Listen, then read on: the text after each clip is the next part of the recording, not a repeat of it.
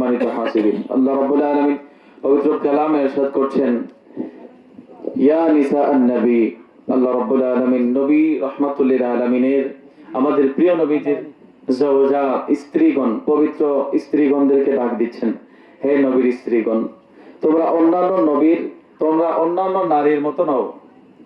আমার আল্লাহ আমার নবীর রাহমাতুল লিল আলামিনের স্ত্রীগণদেরকে ডাক দিয়ে বলতেছে, তোমরা অন্যান্য নারীদের মতো নয়। নবীজির স্ত্রী ছিলেন হযরত আম্মা জান আয়েশা সিদ্দিকা রাদিয়াল্লাহু তাআলা আনহা, খাদিজাতুল কুবরা রাদিয়াল্লাহু তাআলা আনহা। এমনি করে নবীজির বিবিজান যারা ছিলেন তাদের ব্যাপারে আল্লাহ বলতেছেন যে তোমরা অন্য কোন নারীদের মতো নও।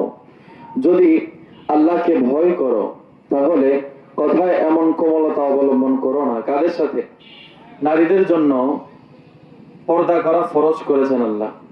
নারীদেরকে গোপনে থাকা, ঘরের ভিতরে থাকাই তাদের জন্য উত্তম করেছেন। নারীরা যখন কোনো পরপুরুষের সাথে কথা বলবে তখন কোনো কোমল ভাবে কথা বলা যাবে না, নরম মেজাজে কথা বলা যাবে না। সাধারণভাবে, সংক্ষিপ্তভাবে, যত সংক্ষিপ্ত করা যায় সংক্ষিপ্তভাবে বলবে, নরমাল ভাবে বলবে। কোনো কোমলতা, নরম মেজাজে কথা বলে কোনো পুরুষকে আকৃষ্ট করা যাবে না। আল্লাহ রাব্বুল আলামিন তারপর বলতেছেন, যারা অন্তরের রোগী কিছু লোভ করে, যেই পুরুষদের অন্তরের মধ্যে রোগ আছে, ব্যাধি আছে, সেই পুরুষেরা নারীদের প্রতি ঝুঁকে যায়। যেই নারীরা একটু কোমল ভাবে কথা বলে, একটু হাসি দিয়ে কথা বলে, তাদের দিকে ঝুঁকে যায়। আল্লাহ বলতেছে এমন করা যাবে না। যেন অন্তরের রোগী কিছু লোভ না করে, হ্যাঁ ভালো কথা বলো। যদি কারো সাথে কোনো কথা বলতেই হয় তখন কোনো নরম কথা না, নরম মেজাজের কথা না, গুরুত্বপূর্ণ কোনো কথা থাকলে সেই কথাটা বলা যাবে, তবে কোনো কোমলতা অবলম্বন করা যাবে না। তারপর আল্লাহ রাব্বুল আলামিন বলতেছেন, ওয়াকরনা ফি বুয়ুতিকুন্না ওয়ালা তাবাররাজনা। আল্লাহ রাব্বুল আলামিন বলতেছেন, আর গৃহে, তোমার নিজেদের গৃহে অবস্থান করো। নারীরা, মহিলারা তাদের ঘরে অবস্থান করবে, এটাই আল্লাহর আইন, এটাই আল্লাহর কানুন, এটাই ইসলামের নীতি। এখন আমরা তো এই নীতি থেকে বের হয়ে গেছি। আমাদের মা বোনেরা ঘরে থাকতে চায় না। মা বোনেরা বাজারে, মা বোনেরা রাস্তাঘাটে বিভিন্ন ভাবে চলাফেরা করে।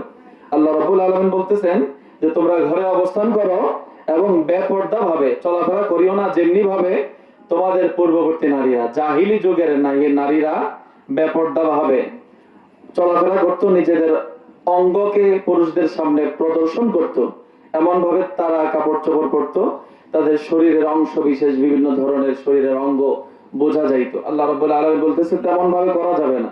মুসলমান নারীরা এমন পোশাক পরবে যেন তাদের অঙ্গ প্রত্যঙ্গ, অঙ্গের যে স্ট্রাকচার, এগুলা যেন বোঝা না যায়।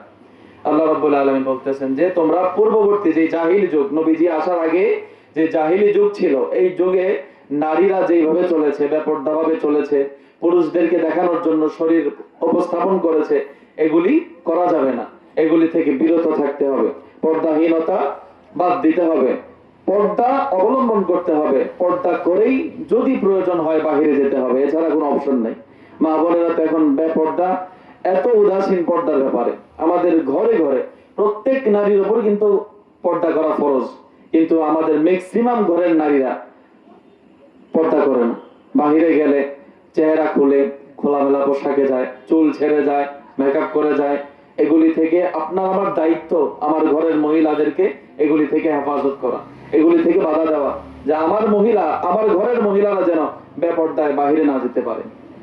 আমাদের ইসলামিক কালচার আমরা ভুলে যাচ্ছি, আমরা ওয়েস্টার্ন কান্ট্রি কালচার গুলি ফলো করছি। ওই ভারতের নারীরা কিভাবে কাপড় পরে, ওই সিরিয়ালের মুভির নারীরা কিভাবে কাপড় পরে, আমরা ওইগুলো ফলো করি। ওইগুলা ফলো করা যাবে না। কোন নারীকে, কোন নায়িকাকে, কোন বিধর্মী নারীকে ফলো করে কোন কাপড় চোপড় পরা হারাম। সম্মানিত হাজিরিন, তারপরে আল্লাহ রাব্বুল আলামিন বলতেছেন যে আর নামাজ কায়েম রাখো, যাকাত দাও, আল্লাহ ও তার রাসূলের নির্দেশ মান্য করো। নারীদেরকে বলতেছে, পুরুষের উপরে যেভাবে যাকাত ফরজ, নারীর উপরেও যাকাত ফরজ। পুরুষের উপরে যেভাবে নামাজ ফরজ, নারীর উপরেও ফরজ। অনেক আমাদের সমাজে অনেকে মনে করে নারীরা হয়তো যাকাত দিতে হয় না। না, নারীর উপরেও যাকাত ফরজ, যদি নারী নেশাব পরিমাণের সম্পদের মালিক হয়। 7.5 ভরি স্বর্ণ, 52.5 তোলা রূপার মালিক যদি কোনো নারী হয়, সেই নারীও যাকাত আদায় করতে হবে। সম্মানিত হাজিরিন, তারপরে আমার নবীর দরবারে মহিলাগণ এসে জিজ্ঞাসা করতেছে, ইয়া রাসূলুল্লাহ, আল্লাহ তো আদেশ দিচ্ছে আমাদেরকে ঘরে থাকার জন্য। এখন আমাদের পুরুষেরা তো বিভিন্ন জিহাদে যায়, জিহাদে গিয়ে তো অনেক শরফ হাসিল করে, অনেক নেক হাসিল করে, ফজিলত হাসিল করে। এখন আমাদের কি বাড়িতে থেকে কোনো আমল আছে কিনা যেগুলা করলে আল্লাহ জিহাদের ফজিলত আমাদেরকে দিবেন? আল্লাহ বলতেছেন, ও নারীরা, তোমরা বাড়িতে অবস্থান করবে, ঘরের মধ্যে অবস্থান করবে। যদি তোমরা ঘরের মধ্যে পর্দা অবলম্বন করে ঘরের মধ্যে অবস্থান করতে পারো, আল্লাহ রাব্বুল আলামিন তোমাদেরকে ঘরে থাকার কারণেই আল্লাহ তোমাদেরকে জিহাদের সওয়াব দান করবেন। জোরে বলুন সুবহানাল্লাহ। নারীরা ঘরে থাকলেই জিহাদের সওয়াব পাবে, পর্দা অবলম্বন করলেই জিহাদের সওয়াব পাবে। এখন তো আমাদের সমাজে নতুন ফিতনা চালু হচ্ছে। সিদ্দিক আকবর, ওমর ফারুক আজম বুঝেছেন, আমরা এখন বুঝি না। নারীদেরকে এখন অনেক মৌলবীরা মসজিদে নিতে চায়। নাউযুবিল্লাহ। নারীরা ঘরে নামাজ পড়বে, পুরুষেরা মসজিদে গিয়ে নামাজ পড়লে যেই সওয়াব, নারীরা ঘরের ভিতরে নামাজ পড়লে সেই সওয়াব। সুবহানাল্লাহ বলেন। নারীরা ঘরে থেকে যদি সেই সওয়াব পায়, কি দরকার আছে মসজিদে যাওয়ার? ওমর ফারুক আজম রাদিয়াল্লাহু তাআলা আনহু নারীদেরকে নিষেধ করেছেন মসজিদে যেতে, কারণ নারীরা মসজিদে গেলে ফিতনা ফাসাদের সম্ভাবনা আছে। যুবকরা নারীদের দিকে তাকাবে, বিভিন্ন ফিতনার উদ্ভব হবে।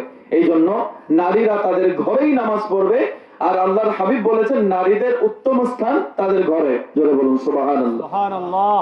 এই জন্য নারীরা ঘরেই থাকবে, পর্দা অবলম্বন করবে, বাহিরে গেলে পর্দার সাথে যাবে। অন্য কোনো পুরুষের সাথে কথা বলতে হলে নরম সুরে কথা বলা যাবে না, একটু মেজাজ দেখিয়ে খিটখিটে মেজাজ নিয়ে কথা বলতে হবে, যেন কোনো পুরুষ আপনার কথার দ্বারা আকৃষ্ট না হয়। তারপর আবার মূল আয়াত হলো, এখানে আল্লাহ রাব্বুল আলামিন ইরশাদ করছেন, ইন্নামা ইউরিদুল্লাহু লিইয়ুযহিবা আনকুমুর রিজসা আহলাল বাইতি ওয়া ইউতাহহিরাকুম তাতহীরা। আল্লাহ রাব্বুল আলামিন ইরশাদ করছেন, হে নবী পরিবারবর্গ, আল্লাহ এবার এতক্ষণ নবীর জওজাদেরকে, নবীর স্ত্রীগণদেরকে সম্বোধন করে আল্লাহ বলেছেন, শুধু যদিও আল্লাহ নবীর স্ত্রীদেরকে সম্বোধন করেছেন, এগুলি শুধু ওনাদের জন্য নয়, পৃথিবীর জমিনে যত মুসলিম নারী আসবে কিয়ামত পর্যন্ত প্রত্যেক নারীরা এগুলি আমল করতে হবে। তারপর আল্লাহ রাব্বুল আলামিন এবার নবী পরিবারদেরকে রাখ দিচ্ছেন। এতক্ষণ তো ঘরের নারীদেরকে শুধু বলেছেন, এখন নবীর ঘরের পরিবার কারা, আহলে বাইত কারা? আহলে বাইতের মধ্যে নবীর বিবিগণ, আমাদের আম্মাজান উম্মাহাতুল মুমিনিনগণ অন্তর্ভুক্ত। আরো এছাড়াও এই আয়াত যখন নাজিল হলো, আল্লাহর হাবিব রাহমাতুল্লিল আলামিন, আম্মাজান আয়েশা থেকে হাদিস আছে, আম্মাজান সালমা থেকে হাদিস আছে, এমনি করে অনেক রওয়ায়াত আছে। এই আয়াত যখন নাজিল হলো, আল্লাহর হাবিব রাহমাতুল্লিল আলামিন কালো চাদর মোবারক গায়ে পরা ছিল। এমন সময় আল্লাহর হাবিব ঘরে অবস্থান করছেন, উম্মে সালমা রাদিয়াল্লাহু তাআলা আনহাকে আল্লাহর হাবিব ঘরের দরজায় দাঁড়া করালেন, ও উম্মে সালমা, ঘরের দরজায় থাকো, এখন যেন আমার হুজরা থেকে না আসতে পারে। এমন সময় আম্মাজান ফাতেমাতুজ জাহরা রাদিয়াল্লাহু তাআলা আনহা ঘরের মধ্যে আসতে চাইলেন। উম্মে সালমা বললেন, নবীর মেয়ে নবীর কাছে যাচ্ছেন, মেয়ে পিতার কাছে যেতে চাচ্ছেন, আমি কিভাবে বাধা দেই? আম্মাজান ফাতেমা ঘরে প্রবেশ করলেন।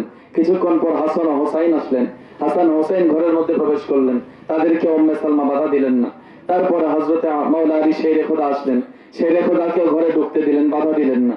কেননা শেরে খোদা তো আল্লাহর হাবিবের প্রিয় সাহাবী, ভাই হয়, মেয়ের জামাতা হয়, প্রিয় নাতিদের বাবা হয়। ওই শেরে খোদাকে কিভাবে দরজার মধ্যে বাধা দেয়? উম্মে সালমা বাধা দেয় নাই, উম্মে ফাতেমা, মা ফাতেমাকেও বাধা দেয় নাই, হাসান হোসেনকে বাধা দেয় নাই। চারজন ঘরের মধ্যে প্রবেশ করলেন। আল্লাহর হাবিবের শরীরে যে চাদর ছিল, এই চাদরের ভিতরে সকলকে প্রবেশ করালেন। প্রবেশ করে উম্মে সালমা, আম্মাজান সালমা বলেন, আমি দেখলাম আমার নবী দোয়া করছেন, হাত উঠিয়ে দিয়েছেন। চাদরের ভিতরে চারজনকে নিয়ে হাসান হোসেনকে নিলেন চাদরের ভিতরে, আম্মাজান ফাতেমাকে নিলেন, মাওলা আলী শেরে খোদাকে নিলেন, নিয়ে এবার আল্লাহর হাবিব হাত তুলে দোয়া করছেন, আল্লাহুম্মা হাউলাই আহলু বাইতি, ইয়া আল্লাহ, এরাই আমার আহলে বাইত, এরাই আমার পরিবার।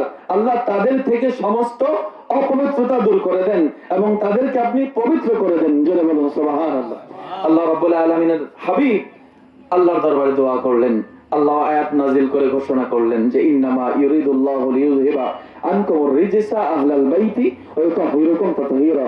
যে আল্লাহ চান যে, হে নবী পরিবারের বর্গ, আল্লাহ তো এটাই চান যে তোমাদের থেকে প্রত্যেক অপবিত্রতা দূরীভূত করে দিবেন এবং তোমাদেরকে পবিত্র করে অতীব পরিচ্ছন্ন করে দিবেন। এখানে সমস্ত অপবিত্রতা বলতে আহলে বাইতের তো কোনো অপবিত্রতা ছিল না। তারা যেন গুনাহ থেকে মাহফুজ থাকে, তারা যেন গুনাহর দিকে না যাইতে পারে, ওই দিক থেকে আল্লাহ তাদেরকে পবিত্র রাখবেন। জোরে বলুন সুবহানাল্লাহ। তারা কেমন পবিত্র ছিলেন?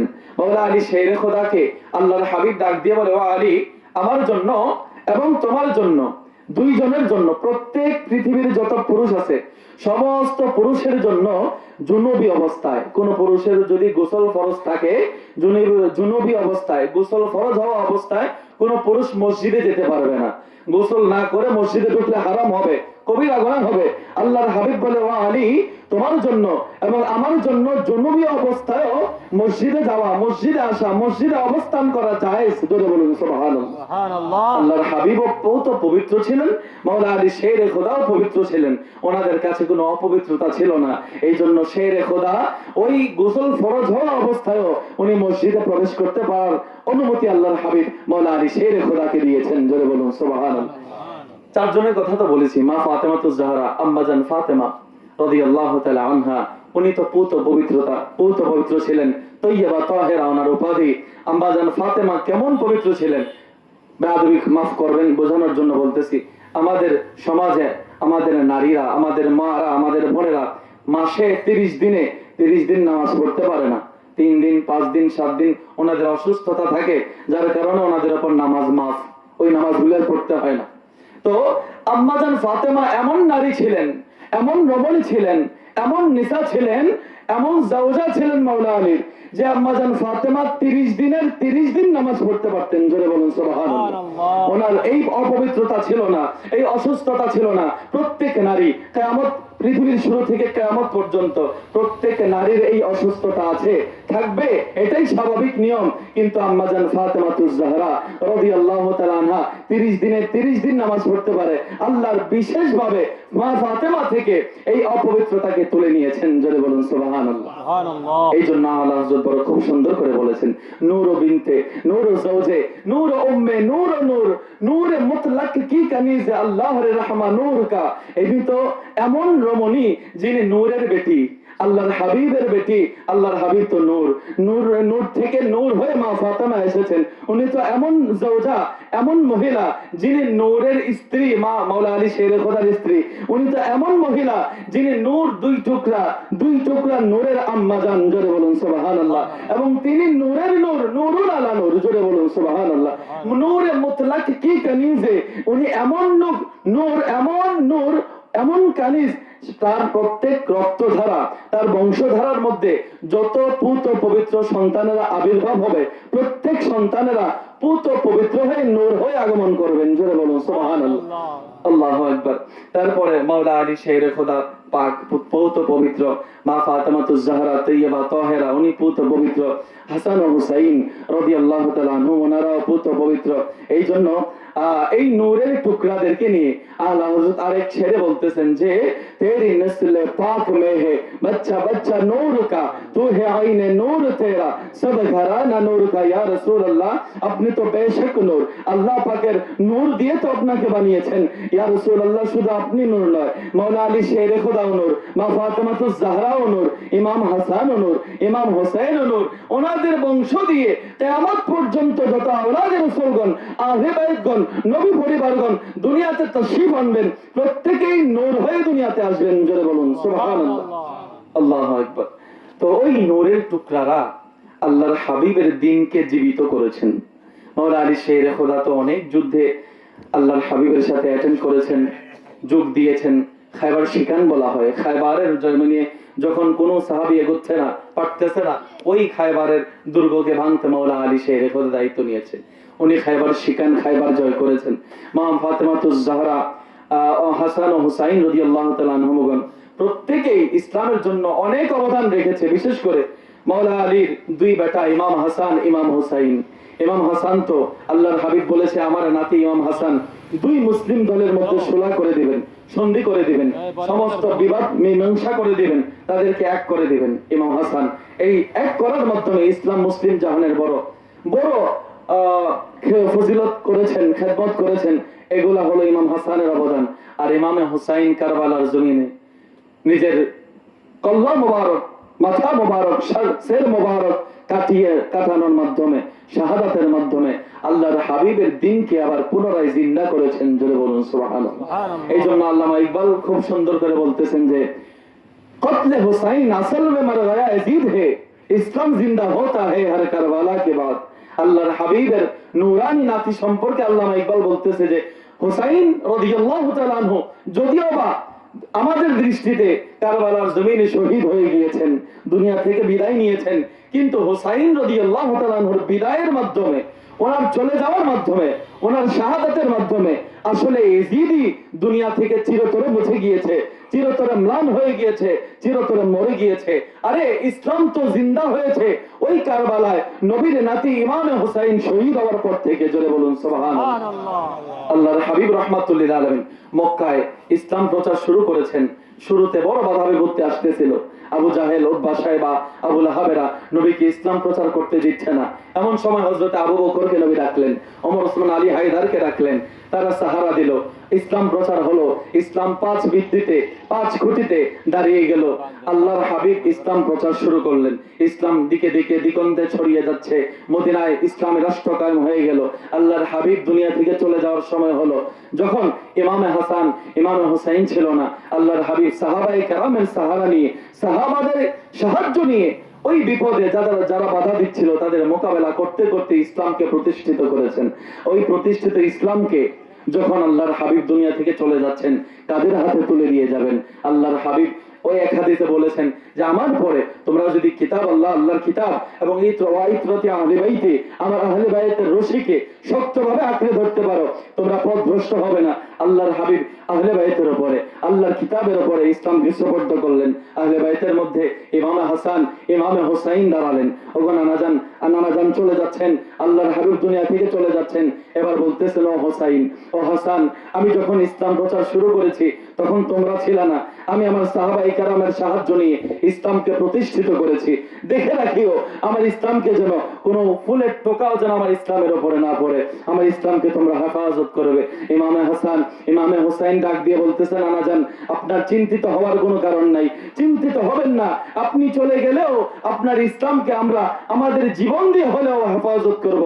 ও হাসান বলতেছে, নানাজান, জীবন দিয়ে দিব, আপনার ইসলামে কিছু হতে দিব না, ইসলামে ফুলের টোকা লাগতে দিব না। হুসাইন দাঁড়িয়ে গেল, ও নানাজান, যদি দরকার হয় আমার ছোট্ট দুধের শিশু আলী আসগরকে শহীদ করে দেব, আলী আকবরকে কাসার কাটিয়ে দেব, কারবালার জমিনে কাসেমকে শহীদ করে দেব, কারবালার জমিনে আব্বাস আলমদারকে শহীদ করে দেব, কারবালার জমিনে আমি হুসাইন নিজে সর কাটিয়ে আমার মাথা কেটে দরকারে আমি নিজে শহীদ হয়ে যাব, তারপরে আপনার ইসলামের মধ্যে বিন্দু পরিমাণ আঘাত আসতে দিব না। তেমনি ভাবেই দেখা গেল ইমামে হুসাইন কথা অনুযায়ী কাজ ওই 61 হিজরিতে ওই লানাতুল্লাহ আলাল কাযিবিন ওই ইয়াজিদের উপরে পাপিষ্ঠ নলাদম মদখোর ওই নর্তকী নাচনেওয়ালা ওই ইয়াজিদ যখন ইসলামের মসনদে বসেছে, ইসলামকে বিভিন্ন ভাবে বিকৃত করা শুরু করলো, নামাজ তরক করা শুরু করলো, মদকে জায়েজ বানানো শুরু করলো, মা মেয়েকে বিবাহ করা জায়েজ বানানো শুরু করলো। ওই ইয়াজিদ, ওই পাপিষ্ঠ ইয়াজিদ যখন মসনদে বসে এই পাপাচারিতা শুরু করলো, ইমামে হুসাইন বলতেছে, আমার নানাজানের ইসলামকে পুনরায় জীবন বাঁচাতে হবে, আমার নানাজানের ইসলামকে আবার পুনরায় জীবন দিতে হবে। হুসাইন আলাইহিস সালাম, হুসাইন রাদিয়াল্লাহু তাআলা ওই কারবালায় চলে গেলেন। কারবালায় গিয়ে আপোষ করলেন না। ইয়াজিদ বলেছিল, ও হুসাইন, একবার শুধু আমার হাতে হাত দিয়ে বায়াত হন, আপনি রাজার মতো বসবাস করবেন, বাদশাহী হালতে জিন্দেগি গুজার করবেন। ইমাম হুসাইন বলে, না, এই পাপিষ্ঠ ইয়াজিদের হাতে আমি কোনোদিন হাত দিতে পারি না। খাজেগান মঈনুদ্দিন চিশতি খুব সুন্দর করে বলেছেন যে बादशाह अस्त हुसैन, शाह अस्त हुसैन, दीन अस्त हुसैन, दीन की पनाह अस्त हुसैन, सरदाद नादाब दस्तदार दस्ते यजीद भक्ते बनाए ला इलाहा इल्ला हक रुबिहा बयास्ते हुसैन। जे बादशाह हुसैन, राजा हुसैन, दीनेर খুঁটি হুসাইন, দ্বীনের পানা হুসাইন। ইয়াজিদ বলেছিল ইয়াজিদের হাতে হাত দিতে, ইয়াজিদের হাতে হাত না দিয়ে ইমাম হোসেন সারা দিয়ে দিলেন, মাথা দিয়ে দিলেন। হক বানাও লা ইলাহা ইল্লাল্লাহর খুঁটি ইমাম হোসেন। জোরে বলুন সুবহানাল্লাহ। ইমাম হোসেন ওই ইয়াজিদের হাতে হাত না দিয়ে ওই কারবালার জমিনে শহীদ হয়ে গেলেন। তারপরে ওই পাপিষ্ঠর সাথে সমঝোতা করলেন না, ওই পাপিষ্ঠের হাতে হাত দিলেন না। ইমাম হোসাইন কারবালার জমিনে শহীদ হওয়ার মাধ্যমে ইসলাম আবার পুনরায় জীবন ফিরে পেয়েছে, ওই পাপিষ্ঠের হাত থেকে ইসলাম রক্ষা পেয়েছে। আল্লাহ রাব্বুল আলামিন ওই ইমাম হোসাইন, আহলে বায়তগণ, নবী পরিবারগণ, নবীর জাওজাগণের, নবীর ঘরওয়ালাদের মহব্বত আমাদের অন্তরে দান করুক। সকলেই বলুন আল্লাহুম্মা আমিন।